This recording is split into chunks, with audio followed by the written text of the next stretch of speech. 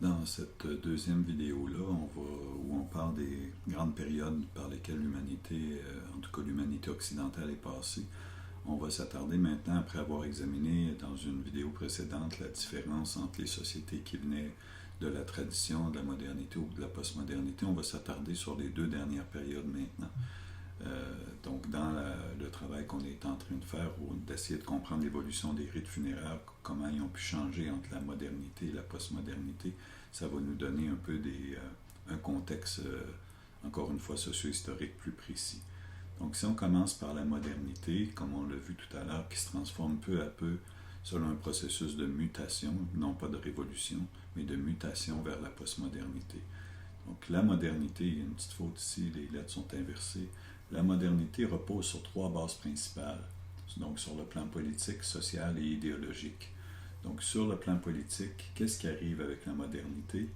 On va constituer pendant cette période historique-là les États-nations. Donc, les États comme on les connaît avec les frontières à peu près qu'on a aujourd'hui, qui va mener tout ça, cette création-là des États-nations, à un déni progressif des multiples formes d'enracinement locaux traditionnels, donc les tribus par exemple, les clans, tout ce qu'on avait avant l'apparition et la constitution des États-nations.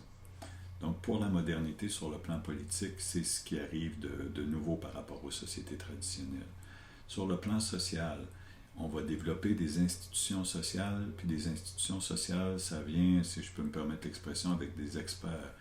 Et ça va mener à une rationalisation des modes de fonctionnement social, ce qui va avoir pour résultat une déshumanisation des rapports sociaux formels. Donc, c'est quelque chose ici, je suis sûr que ça sonne des cloches à vos oreilles, quelque chose que vous connaissez déjà. Sur le plan idéologique maintenant, qu'est-ce qui arrive pendant la modernité? On parle d'homogénéisation des modes de représentation du monde.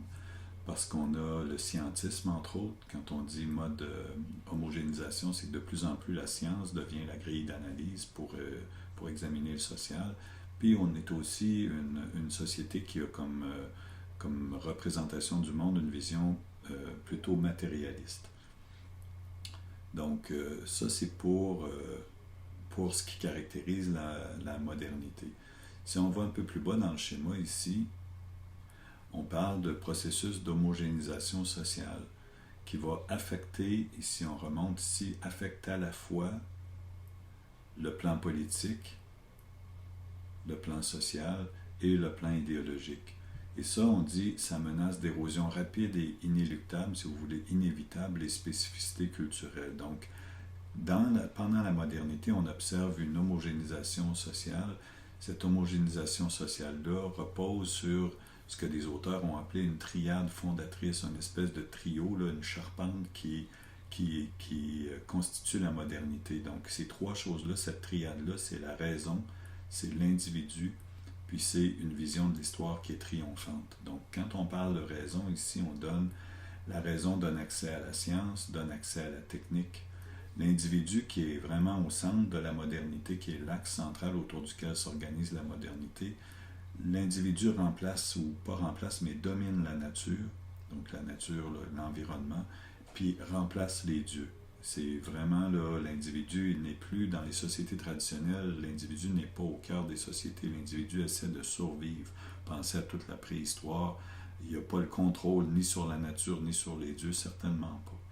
Donc ici, on dit que la raison, l'apparition de la raison, de la rationalité, comme on en parlait dans l'autre vidéo, va justifier le rôle de l'individu qui est au centre de l'histoire, une histoire qui est triomphante. Là, on est, si je peux me permettre l'expression encore une fois, on est parti pour la gloire. On est en marche vers le progrès. Donc, on va remonter dans le haut du schéma maintenant pour aller voir ce qui se passe au niveau de la postmodernité. Donc, on a parlé d'une mutation, des changements qui se font entre ces deux grandes périodes historiques-là, mais la postmodernité, encore une fois, va s'inspirer de la modernité, en fait une critique pour la transformer, mais pas de façon non plus fondamentale. Qu'est-ce qu'on peut dire de la postmodernité? On dit qu'elle repose sur trois bases principales que sont le retour du local, on va voir ce que ça veut dire cette expression-là, l'importance de la tribu, puis le bricolage mythologique. Donc le retour du local, on dit que ça correspond à la tendance à la différenciation de nos organisations sociales, Puis ça repose sur un partage émotionnel concret qui est basé sur des valeurs de proximité. Donc le retour du local, là, ici on est un peu en réaction aux États-nations, aux grandes institutions. On veut se reconnaître, on veut se retrouver à travers des gens. Donc à travers des gens qui nous ressemblent, qui ont des choses avec qui on peut connecter comme ici, là, comme on le mentionne dans cette partie-là du schéma. Deuxième caractéristique de la postmodernité, on parle de l'importance de la tribu. La tribu, pas au sens où on l'employait dans les sociétés traditionnelles, mais vous allez voir, on dit que ça donne naissance à une multitude de regroupements ou de micro-entités, des petites entités spontanées qui peuvent reposer sur une religion commune, sur le sexe, sur le sport, sur la musique, sur des intérêts ici qui sont communs. Donc, autour de la musique, par exemple, on va trouver des tribus. Autour de l'intérêt pour un sport ou un autre, on va trouver ces tribus-là, ces regroupements-là de personnes ou ces micro-entités spontanées qu'on avait un peu perdu de vue pendant la modernité. Tout ça, ces petites entités-là, ces regroupements-là, s'organisent autour d'affinités. Ça permet l'expression de solidarité, mais de solidarité plurielle. On peut être amateur de tel type de musique, de tel type de sport, appartenir à telle religion, etc. Puis ça va provoquer une fragmentation de la vie sociale qui crée une nouvelle forme d'être ensemble. Tantôt, on avait parlé qu'ici, on était très centré sur l'individu. Ici, on parle de nouvelles formes d'être ensemble. Donc, la vie sociale est fragmentée, on se regroupe, mais en toutes petites entités basées sur des affinités communes.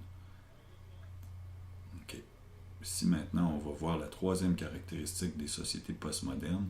On parle de bricolage. Oups, ici, j'ai pas fini, là. Je reviens en arrière. Quand on parlait des micro-entités, des regroupements fondés sur des intérêts ou des affinités communes, on dit que à travers ces groupes-là, une de leurs caractéristiques, c'est qu'ils ne contestent pas les institutions sociales issues de la modernité, celles qu'on avait ici tout à l'heure, avec leurs experts. Donc, les regroupements, les nouvelles formes d'être ensemble ici ne contestent pas ces institutions-là, mais tentent de créer ces institutions-là plutôt qu'ils tentent de créer la cohésion sociale.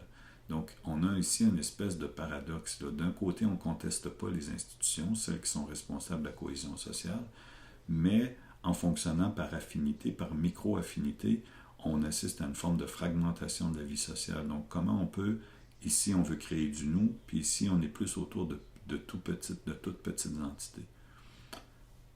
Maintenant, on peut aller voir la troisième caractéristique, le bricolage mythologique. Donc ici, après l'effritement des grands dogmes ou récits fondateurs qu'on avait dans les sociétés traditionnelles ou même dans les sociétés modernes jusqu'à un certain point, on dit ces grands dogmes ou récits fondateurs-là étaient caractérisés par une durée de vie séculaire ou millénaire. Là, pendant des millénaires, pendant des siècles, on avait une vision du monde qui n'évoluait pas, qui ne changeait pas ou presque pas.